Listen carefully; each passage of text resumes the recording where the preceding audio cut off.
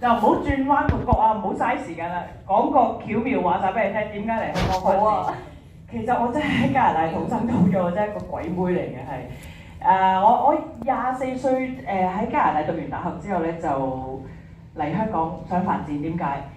因為我側跟啲 friend 都回流翻嚟香港，因為佢哋有爸爸媽媽有生意啦，又或者係想嚟香港做，好多都做金融同埋投資。跟住話咩？你過唔過嚟香港？我話做咩啊？揾錢，就係咁嘅啫。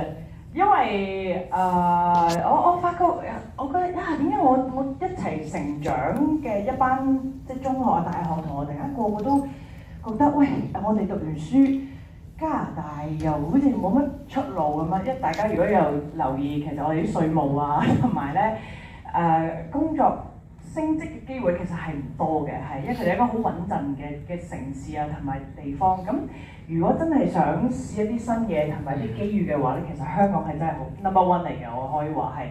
即係你話揾錢咧，以我所知你啱啱嚟香港返工咧，應該係做 marketing 嘅喎。係啊。咁點解後尾又唔繼續做 marketing 咧 ？marketing 呢份工咧，其實係我阿媽想過嚟香港發展先嘅，係。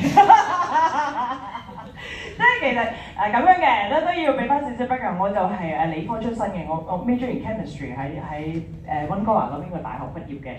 咁跟住第3年之後咧，發覺唔適合自己性格，係人都知太活躍啦個人，咁所以就發覺我應該係時候轉行啦。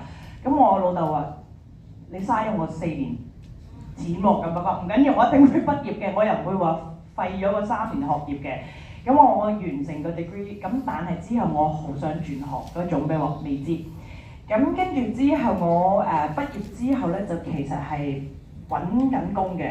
咁佢哋咧就咁啱就想請嗰啲 fresh grad。咁我同時間咧就喺溫哥華已經做緊一啲 marketing 嘅嘢，同時間我亦都係自己 online submit 咗一啲 marketing 嘅工喺香港嘅。咁嗰時咁啱咧就好興就請一啲2文3語嘅喺海外嘅學生咧嚟香港做嘢做 internship 咁樣嘅。